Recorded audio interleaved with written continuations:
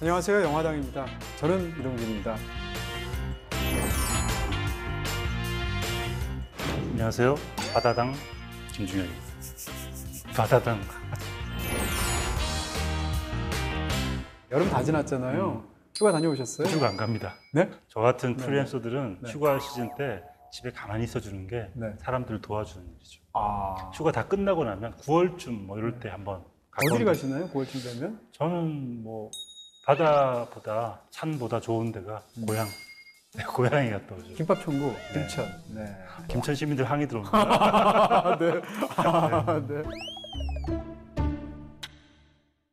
정말로 그런 생각이 들어요. 뭐 저도 사실 이번 휴가 못 갔거든요. 그래서 겨울에나 갈 수 있을 것 같은데 바로 그래서 오늘 그런 특집을 마련을 했고요. 눈이라도 보양하자. 글쎄 말입니다. 네. 네. 눈으로라도 영화 속에서라도 바다를 보자라는 거였고. 정확하셨던 게 저한테 이제 이런 영화를 할 거다라고 이제 알려주셨잖아요. 네. 보는 내내 약간 눈이 시원한 건 확실히 그쵸. 있었습니다. 네. 그 특히 이제 그랑블루는 눈이 시원하고 마치 바닷속에 들어가 있는 것 같은 느낌이 들었고, 인어공주는 오랜만에 또 새로운 바다를 체험하는 것 같았고, 하나는 나중에 얘기하겠습니다. 네. 일을 가시는 것 같은 느낌이 드는데 왜 일을 가시는지 잠시 후에 네. 확인하실 수 있을 것 같고요.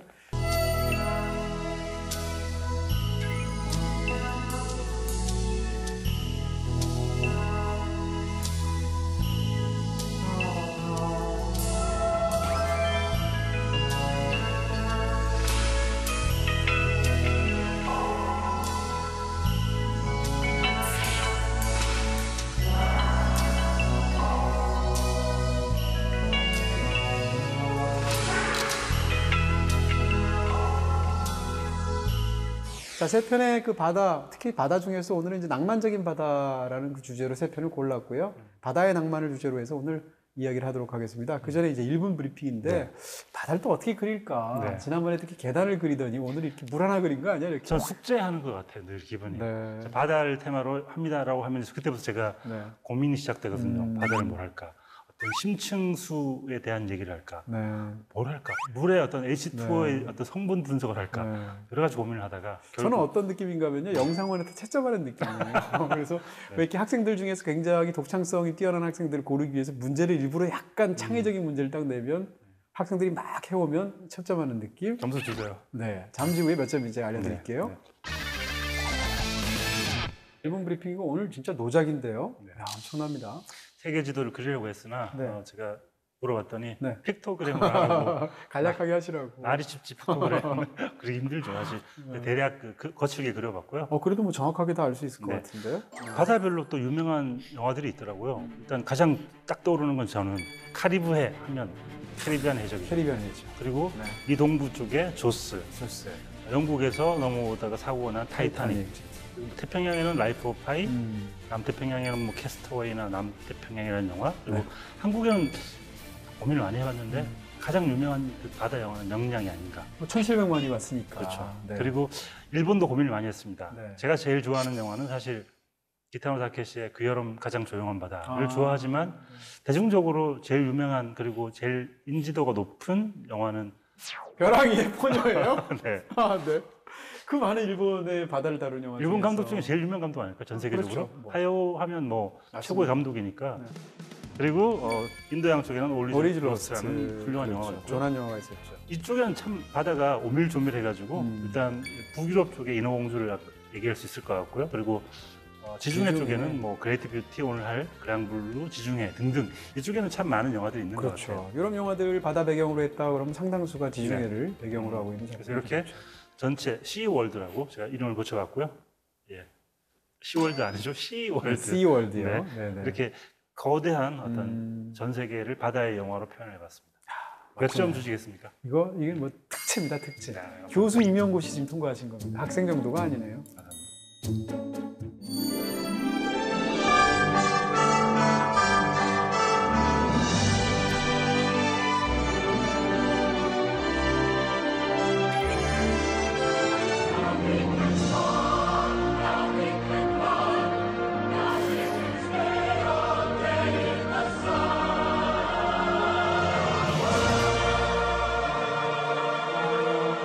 네, 첫 번째 작품인데요. 좀 의외라고 생각하셨을 수도 있습니다. 반칙이라고 생각하셨을까?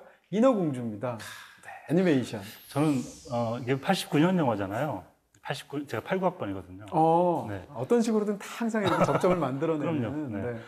89년에 제가 학교를 다니고 이럴 때 그때 본 영화였는데 지금 이제 막 수십 년이 지나서 보는데 정말 옛날 영화 같다는 느낌이 들 것 같았어요. 그렇겠죠. 근데 생각보다 안 그래요? 너무 재밌고 오히려 요즘의 디즈니나 어떤 픽사 영화의 스토리텔링보다 더 간략화되어 있고 더 이렇게 요약되어 있다는 느낌이 있어가지고 오히려 아이들이 보기에는 더 좋지 않을까라는 생각도 들더라고요. 한편으로. 그렇습니다. 저는 이 작품 굉장히 좋아하는 작품이고요. 네. 그리고 저는 뭐라고 그럴까요? 이제 디즈니의 어떤 지금 우리가 즐기는 그런 애니메이션들의 어떤 원형 같은 사실 진짜 원형은 뭐 30년대까지 넘어가야 되겠습니다만 그렇죠. 그런 느낌이 있는 작품이고요. 일단 이 작품은 그 디즈니 역사에서도 굉장히 중요한 작품이에요. 디즈니 역사에서 이제 70년대, 80년대는 굉장히 이제 불황이었고 가뭄 같은 그런 시대였었는데 80년대 말에 이제 인어공주가 나오면서 디즈니 르네상스 뭐 이렇게 얘기할 수 있고요. 바로 그 다음이 나온 게 미녀와 야수, 알라딘, 그리고 라이언 킹. 그러면서 이제 그 픽사와 같이 협업을 통해서 현재까지 나오는 작품들을 보면 디즈니의 이제 전성기가 계속 이어지고 있는 거잖아요. 또 이 얘기도 좀 그렇습니다. 이게 사실 전형적인 성장담인데 물 밑에서 이제 물 바깥에 있는 왕자를 찾아 나가는 그런 여정을 다루게 되는데 이 죽 중에 등장하는 그 에이리얼이라는 그 인어공주를 보시게 되면 기존의 인어공주하고 다르죠. 순종적인 그런 캐릭터가 아니고 아버지에 대해서 사랑스러운 딸이면서도 적극적으로 본인의 일들을 얘기하고 그런 캐릭터를 이제 영화적으로 다시 재해석을 해서 요즘 디즈니 캐릭터들은 다 그런 식이잖아요. 저는 이 얘기가 이제 10대 소녀의 당연한 성장담으로 보이잖아요. 예전에는 그런 생각을 못 했는데 이번에 보면서도 그런 생각이 들더라고요. 예를 들어서 하체의 비닐을 포기하고 다리를 얻는 거잖아요. 전 그거 자체가 소녀에서 여인으로 가는 어떤 일종의 성적인 상징들 같은 것도 분명히 있는 것처럼 느껴지기도 하고요. 그리고 그 대가로 목소리를 빼앗기잖아요. 근데 목소리라는 것을 쓰이는 어떤 정체성의 문제라든지 이런 것들이 굉장히 흥미롭게 들어간 그런 성장담이 아닌가 싶기도 했습니다. 한국에서도 꽤 많이 히트를 했죠. 그리고 유명한 안다다시라는 네. 정말 제가 발음이 좀 그랬나요? 네, 아니죠. 리얼했습니다. 네, 이게 네, 네.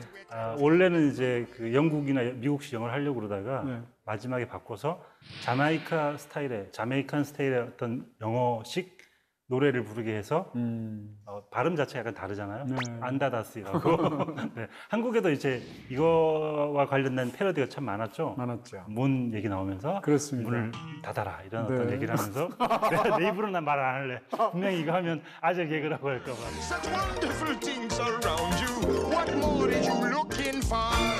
Under the sea, under the sea. 컨셉 자체가 그래요. 자꾸 이 공주님이 바깥 세상을 바라보고 이 바다에 대해서 자꾸 떠나려고 하고 이러니까 세바스찬이라는 공정 악당이라고 얘기했죠.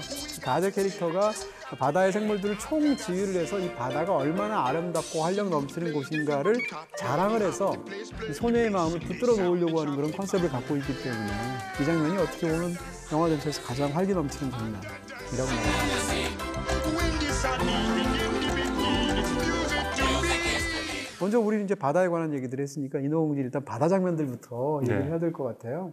바다에 일단 그 어른거리는 빛의 느낌이 굉장히 잘 살아 있어서 맞습니다. 최근에 저희가 이제 니모하고 도리를 봤잖아요. 그런데도 어쩌면 이게 더 리얼할지도 모르겠다라는 생각이 들 정도로 그 빛의 어른거림은 정말 좋더라고요. 그렇습니다. 이제 인어공주는 특히 이제 그 해저의 아름다움 같은 건데 우리가 해저의 아름다움을 이제 스쿠버 다이빙을 하지 않는 이상 잘 알 수가 없잖아요. 네. 그런 상황에서 그 깊은 바닷속을 상상으로 더군다나 이제 셀 애니메이션으로 그려낸 그런 바다의 풍경이 나오는데 지금 말씀해주신 그 바다 위에서 빛이 쫙 들어올 때 그때 멋진 노래가 펼쳐지는 장면이 있죠. 파트 오브 더 월드라는 네. 노래.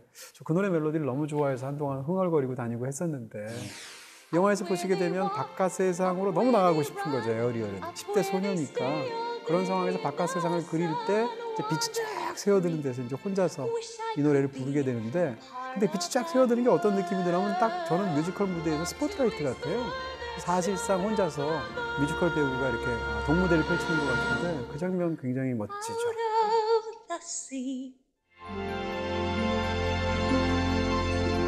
디즈니 애니메이션에서의 노래 역할은 굉장히 크잖아요. 뮤지컬의 역할은 굉장히 큰데 저는 디즈니를 통틀어서 음악이 제일 좋은 게 인어공주 같아요. 그럴 수 정말 있겠네요. 좋고 네. 사실 그 만화 영화 애니메이션 사운드 트랙을 계속 듣는다는 건 좀 약간 특이한 일이잖아요. 근데 인어공주 사운드 트랙은 진짜 많이 들었어요. 요즘 세대들에게 겨울왕국이 있었다면 우리에게는 인어공주가 있었죠. 라고 얘기할 수 있을 것 네, 같고. 정말 저도 많이 들었었어요. Let it go, can't hold it back anymore. Under the sea, under the sea. While the devoting full time floating under the sea. 인어공주에서는 두 개의 정말 중요한 뮤지컬 씬이 있는데 네. 하나는 언더 더 씨의 그 장면이고 네. 또 한편으로는 왕자가 키스를 키스할 하게 때. 만들기 위해서 키스 더 걸. 지상에서 막 그 온갖 펼쳐지는 모든 동물들을 동원하여서 펼쳐지는 한편의 온 우주가 키스를 하라고. 그렇죠. 도와주는 거죠. 네, 우리 식으로 얘기하면 키스해 이건데 She don't got a lot to say, but there's something about her. 언더 더 시가 해저의 아름다움을 보여준다면 키스 더 걸 그 시퀀스는 물 위의 아름다움, 수면의 아름다움. 네, 수면과 근처의 육지와 이런 것이 조화된 아름다움을 보여주게 되는데 Single word, go on and kiss the girl. 바다의 낭만은 애니메이션이라서 그렇지 그럼에도 불구하고 낭만적인 풍광들 정말 대단하다는 생각이 들고요. In a shade too bad, he gonna miss. 이게 안데르센 원작을 토대로 한 작품인데 이제 실은 이게 디즈니의 방향성을 드러내주는 작품인 것 같아요. 네. 안데르센 원작은 굉장히 슬픈 슬프죠. 엔딩이고 네. 말씀드리면 공기의 정령이 되는 어떤 엔딩인데 여기는 굉장한 해피엔딩이잖아요. 그러니까 디즈니가 고전의 어떤 요소를 가지고 오되 그렇습니다. 디즈니식으로 해석을 하는 그런 어떤 분기점이자 시작이자 어떤 그런 역할을 하는 작품이 아닌가 싶어요. 네, 저희 이제 얘기를 들으시고 이제 이 작품을 이제 BTV에서 다시 찾아보시게 되면 어떤 분들은 와 옛날 애니메이션인데 굉장히 좋네라고 느낄 수도 있고 또 어떤 분들은 일단 그림체가 달라서 그림의 느낌의 질감 같은 게 달라서 너무 옛날 것 같다라고 느끼시는 분들도 있어요. 근데 왜냐하면 이 영화가 사실상 디즈니 애니메이션의 역사에서 2D로만 완성된 네. 그러니까 셀 애니메이션으로만 완성한 마지막 작품이거든요. 그리고 바로 다음 작품인 미녀와수만 하더라도 컴퓨터 그래픽을 부분적으로 사용했었잖아요. 그런 면에서 우리가 요즘 애니메이션 하면 제일 먼저 생각나는 건 픽사 애니메이션 같은 그런 네. 질감일 텐데 완전히 다른 손으로 직접 그림 어떻게 보면 색깔 같은 것도 좀 더 직접적이라는 느낌도 그렇죠. 들고요. 수채화 같다는 느낌도 약간 들고요. 이걸 직접 그려서 한 땀 한 땀 손으로 만든 애니메이션을 이렇게 경험할 수 있는 흔치 않은 기회이기 때문에 말 그대로 손맛. 네. What's in the highlands, my heart?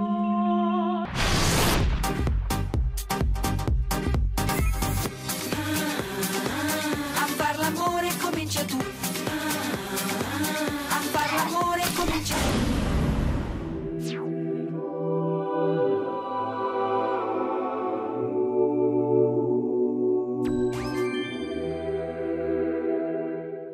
네, 두 번째 작품은 이제 파올로 소렌티노의 그레이트 뷰티입니다. 네. 사실 바다 장면이 많이 안 나오죠? 사실이라고요?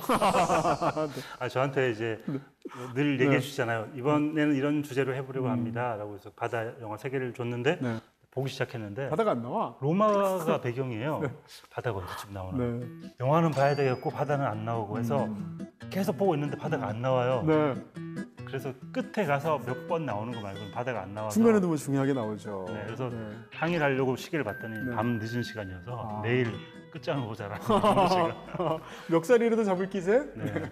근데 왜 했는지는 알 것 같아요. 다 보고 나니까. 그렇죠. 다 보고 나니까 아 이게 이런 바다 영화였구나라고 이제 생각이 들었는데 네. 뭐 바다의 어떤 낭만, 어떤 바다의 원형 같은 네. 어떤 그렇죠? 상징이라고 볼 수도 있을 그렇습니다. 것 같고요. 주인공은 이제 65살 된 제비라는 남자죠. 이 남자는 성공한 언론인인데 그래서 굉장히 65세인데도 불구하고 원기왕성하게 그런 삶의 어떤 활력 같은 걸 즐기는데 사실은 권태로 찌들어 있잖아요. 그런데 고향으로부터 어느 날 어떤 남자가 찾아오더니 자기의 아내가 죽었다라는 얘기를 하게 되는데 그 아내가 바로 이 제비라는 남자가 18살 때 너무나 사랑했던 첫사랑의 그녀였던 거죠. 그러면서 이제 그 과거의 기억이 들면서 로마 시내를 다닐 때마다 계속 나폴리를 떠올리기도 하고 이러면서 기억에 젖어 들어가는 그런 내면의 로드무비 뭐 이렇게 얘기할 수 있을 것 같아요. 18살 때 20살이었던 그녀를 상대가. 바다에서 만나게 네. 되는데 그 장면이 압도적이긴 합니다. 네. 그 장면이 어떻게 보면 우리가 꿈의 원형 같기도 해요. 우리가 늘 간절히 원하는 것들을 꿈으로 꾸거나 꿈에 나타나잖아요. 그런 장면이 아니었나 싶어요. 그렇습니다. 이제 그 장면 때문에 사실은 고른 거예요. 네. 근데 그 얘기를 조금 더 드린다면 영화라는 매체가 이제 그 해결해야 될 중요한 그 과제 중에 하나가 사람의 내면을 어떻게 묘사할 것인가. 그 중에서도 내면에서 어떤 기억이 떠오르는 것들, 이런 것들을 어떻게 묘사할 것인가라는 문제가 있을 수 있죠. 근데 거기에 있을 때 아주 하나의 어떤 굉장히 아름다운 하나의 예시에 해당하는 그런 멋진 사례를 이 영화가 보여주지 않았나. 그게 바로 바다 장면이라는 거예요. 거실에서 이렇게 누워 있잖아요. 누워 있는데 그날 어떤 일이 있었느냐? 그날 바로 그 고향에서 남자가 와서 아내가 죽었다는 이야기를 하고 그 아내는 바로 이 남자의 제비라는 남자의 첫사랑이었던 그 얘기가 있었습니다. 그러다가 이제 돌아와서 집에서 가만히 이렇게 누워서 거실을 보게 되는데 거실에 이렇게 위에 천장에 이렇게 네모된 그것이 바다로 보이게 되면서 배가 전체를 가로지르는 모습이 거꾸로 보이게 되죠.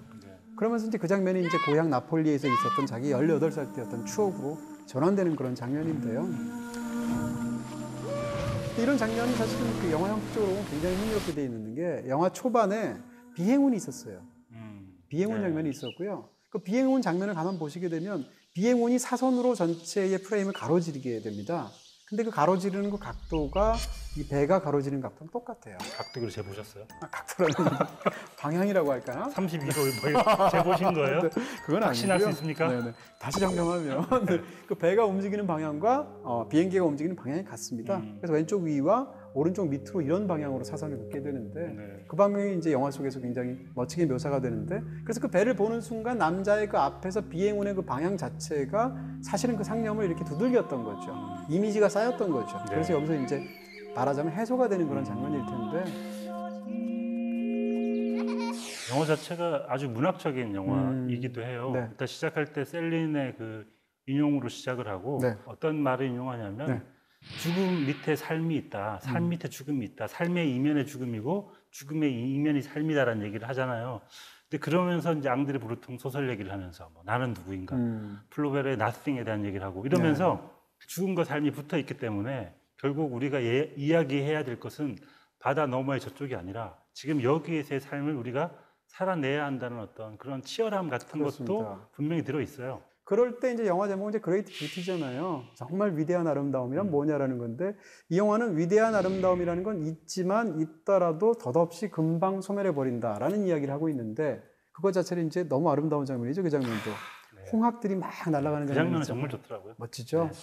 근데 이 속에서 그렇게 20살밖에 안 되는 엘리자라는 자기의 첫사랑 여자와 또 굉장히 나이가 많은 늙은 수녀가 나오게 되는데 이 둘 다 그레이트 뷰티를 상징하는 인물이에요. 그런 측면에서도 가장 아름답고 가장 그 화려했던 가장 맑았던 그런 20살, 18살의 첫사랑과 가장 나이가 많고 곧 이제는 세상을 떠날 것 같은 그 늙은 수녀의 마음속에 어떤 또 그레이트 뷰티가 있을 텐데 이 두 가지를 연결한다는 측면으로도 이 영화가 과연 어떤 데를 바라보고 있는 영화인가라는 것을 우리가 짐작할 수 있게 만들어주죠.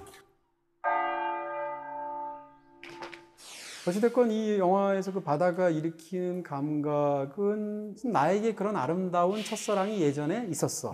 그리고 그 바닷가를 지금 내가 그리고 있어. 라는 사실이 아니라 그렇게 첫사랑이 있었고 그런 바닷가가 있었다는 그 기억을 포함한 그런 것들이 지금 더 이상 존재하지 않음이라는 사실 자체거든요. 네. 그러면서 이 영화를 보면 아름답기도 한데 이렇게 아슬하고 쓸쓸한 느낌 같은 게 들게 되는데 감독이 파울로 소렌티노가 고향이 나폴리잖아요. 네. 그러니까 바다 사람이다 보니까 일단 영화 자체에 소금기가 약간 묻어 있는 것 같은. 아무리 로마에서 찍어도 그건 어쩔 수 없이 지울 수 없는 소금기 같은 게 있는 게 아닌가 싶어요. 그렇습니다. 로마라는 그 도시 자체가 이렇게 시간 속에서 사멸해가는 느낌이 드는데 이것이 그 기억하고도 연관이 있다.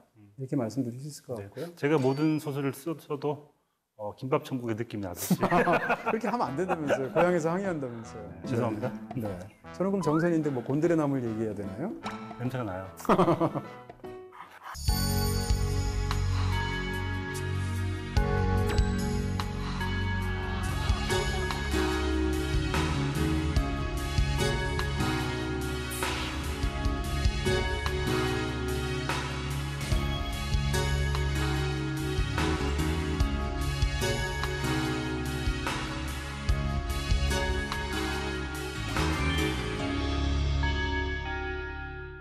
네, 마지막으로 이야기 드릴 작품은 그랑블루입니다. 네. 그랑블루 생각하시면 다들 아 하고 무릎을 치실 것 같은 이 주제에서 포스터.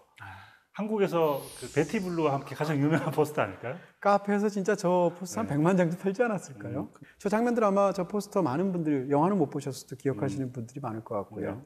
오랜만에 봤네요, 저도. 네. 정말 오랜만에 봤는데 릭 베송 감독이 그 사이에 참 많은 작품들을 만들었잖아요. 네. 어떻게 보면 가장 유명한 작품 아닌가요? 릭 베송 감독의? 사람에 따라서는 이 작품을 최고로 치기도 하고 이 다음 작품인 레옹을 이제 최고로 치기도 하는데 예를 들어서 이제 그 뭐 배우들만 하더라도 여기 등장했던 그 두 명의 라이벌 둘 중에 한 명인 장 르노가 나오게 되는데 이 영화에서 워낙 마음이 잘 맞아서 그 다음 작품인 레옹에서 정말 인생 연기를 했잖아요. 다시 보니까 네. 장르도 워낙 좋지만 장마크 바의 그 약간 우스워린 눈빛이 오랜만에 보니까 더 좋더라고요. 그러니까 지난 시간에 이제 하정우 씨한테도 그런 얘기를 했는데 완전히 소년 얼굴 아니에요? 네. 나이가 분명히 있는데도 그 짧은 머리에다가 또 몸은 또 굉장히 이렇게 운동을 하는 사람처럼 탄탄하잖아요. 그랑블루 영화 자체가 이제 여러 군데에서 로케를 하게 되고 그리스에서 시작해서 페루 갔다가 뭐 코트 다지르 갔다가 시실리에 갔다가 그리스로 또 오는 그런 과정이 있잖아요. 네. 그 중에서 이제 페루에서 이 장마크파 자크가 물에서 나올 때 그 정말 돌고래 눈빛 같은 거예요. 정말 해맑은 소년 같기도 하지만 돌고래의 눈빛 같은 순한 눈빛이 있어가지고 물론 영화 자체에서도 돌고래와 굉장히 친한 걸로 나오기도 하지만 그렇습니다. 저런 사람을 어디서 구했나 이런 네. 생각이 들 정도로.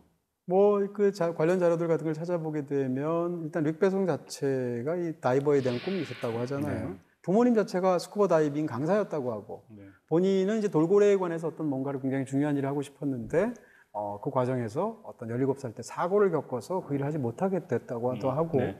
또 모로코를 간 적이 있대요, 10살 때. 근데 모로코 해안에서 이 돌고래를 만났던 어떤 기억이 어린 시절에 너무 강한 그런 아름다운 기억으로 남아있어서 영화 속에 집어넣었다고 하고요. 바로 그런 부분들이 있기 때문에 이 영화가 바다에 관한 영화가 되지 않았겠나. 근데 경기 장면을 보면 사실 이게 좀 영화로 살리기도 어렵잖아요. 한없이 그냥 밑으로 쭉 들어갔다가 나오면 되는 그런 장면들인데 근데 그것도 굉장히 인상적으로 영화 속에서 담겨 있다는 느낌이 들고요. 마침내 그 기록을 돌파해서 새로운 기록을 세우게 되고 자크가 딱 나오면서 이렇게 굉장히 환희에 찬 그런 모습으로 솟아오를 때 바로 다음 장면으로 이어지는 것이 돌고래가 호를 그리면서 점프하는 장면이잖아요. 그런 것들이 굉장히 인상 깊게 영화 속에서 들어가요.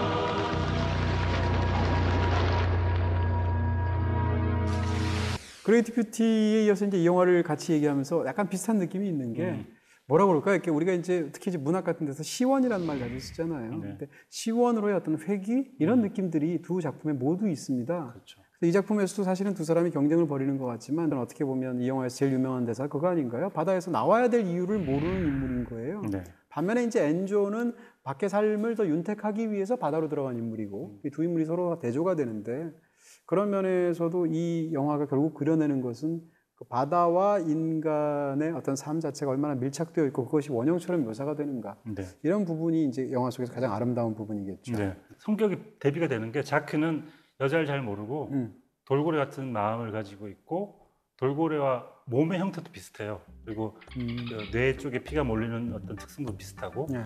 엔조는 전형적인 이탈리아 어떤 거친 남자. 네. 항구마다 여자 한 명씩 이런 식의 어떤 캐치프레이즈를 가지고 있는 네, 네. 그런 남자이기 때문에 완전히 대비가 되는데 네. 이 둘이 경쟁을 벌이는 것도 일단 재미가 있고요. 둘이 경쟁을 벌이는데 말씀하신 것처럼 시원을 찾아가는 어떤 거잖아요. 그런데 엔조에게 시원은 어쩌면 여자일지도 모르겠다. 이 자크에게 바다라면. 네, 그런 느낌도 약간 들었어요. 네. 그러면 뭐 자크의 삶을 원하십니까? 엔조의 삶을 원하십니까? 두 삶을 다 원합니다. 애매하게 대답을 하는. 네, 지금 거짓말을 하고 있으니까 눈을 못 둘 다 마주치고. 놓치고 싶지 않아요. 네네. 좌우지간 뭐 그 둘 사이에서 기본적으로 라이벌 의식도 있지만 또 우정이 바탕이 되었다는 그렇죠. 것도 중요할 거고요. 초반에 등장하는 어린 시절 장면들도 좋더라고요. 아이들끼리 또 이렇게 잠수 경기를 하고 이렇게 또 흑백으로 또 촬영이 되어 있잖아요. 네, 저는 그리스에서의 어린 시절 장면이 참 좋았던 게 아이들이 그 바다를 향해서 뛰어내려가는 장면을 보고 있는데 어린 시절을 보는 것처럼 정말 좋더라고요. 그렇습니다. 이 프랑스에서 개봉했을 당시 모두 여러 차례 개봉한 걸 다 합쳐서 1,500만 명이 들었다는 거예요. 우리나라 치면 명량 같은 영화일 텐데 그렇죠. 그런 면에서 어떤 한 시대의 기념비적인 흥행작이라고 말할 수 있을 것 같고요.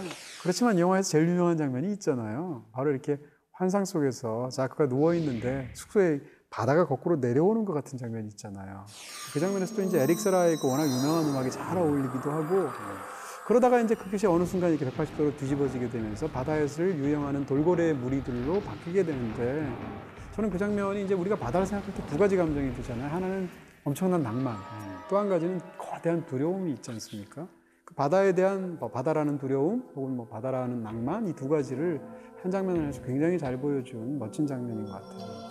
전에도 제가 말씀드린 적이 있는데 바다는 우리가 잘 알 수 없기 때문에 또 하나의 우주라는 생각이 들거든요. 네. 우리가 미지의 세계를 얘기할 때 그렇습니다. 우주와 심해를 얘기할 수 있는데 그 심해를 뚫고 들어가서 누가 더 깊이 오래 잠수할 수 있는지를 경쟁하는 것 자체가 일단 굉장히 상징적인 것 같아요. 그렇죠. 네. 바로 그런 면에서도 어떤 뭐 원형이나 뭐 네. 시원이나 혹은 소멸에 대한 충동이나 이런 것들을 같이 이야기할 수 있지 않겠나 네. 싶기도 하고요. 근데 그런 걸 떠나서 일단 그랑블루는 바다 구경을 실컷 하는 영화죠. 그렇죠. 네. 거의 모든 장면이 바다 장면이고. 지중해만 나오는 것도 아니고. 네. 그리고 페루 때 잠깐 이제 그 바다가 아닌데 거기에서 굉장히 인상적인 그 빙하 속에서 그렇죠. 빙하 속으로 들어가는 물 속의 장면도 장면도 굉장히 인상적이에요. 맞습니다. 그런 면에서 거의 모든 장면에 물이 나오고 물이 안 나오는 장면이 거의 없기 때문에 여름에 보기 정말 제격이 아닌가. 그렇습니다. 네.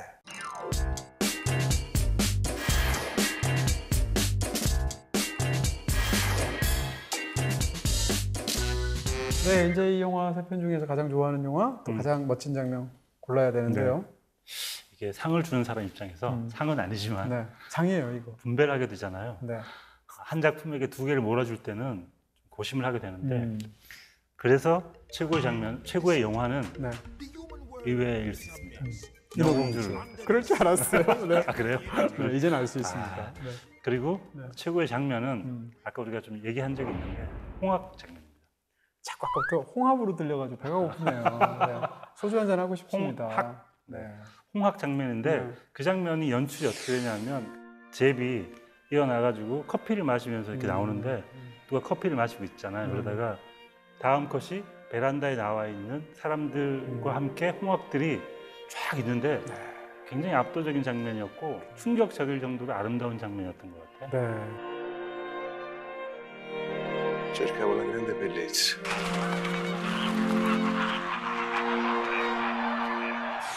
저는 사실 이제 좋아하는 장면보다 그 영화를 꼽기가 더 어려운데 인어공주도 참 좋아하고 그레이트 뷰티도 참 좋아하는데요. 최근 영화니까 그래서 저는 그레이트 뷰티를 꼽도록 하겠습니다. 네. 장면뿐만 아니라 영화 자체가 약간 센티멘탈한데 영화가 참 인상적인 그런 멋진 아름다운 영화였다는 생각이 들고요.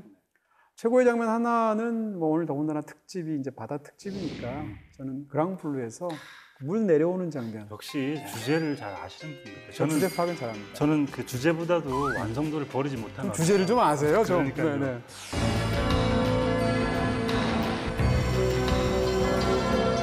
네, 지금 말씀드린 대로 이제 위에서부터 천천히 누워 있는데 환상적으로 바닷물이 내려오게 되고 그것이 180도로 뒤집히면서 돌고래들이 유영하는 장면으로 바뀌는 장면은 말씀드린 대로 우리가 바다에 대해서 갖고 있는 양가적인 감정을 모두 다 잘 살려낸 그런 멋진 장면이라고 생각합니다.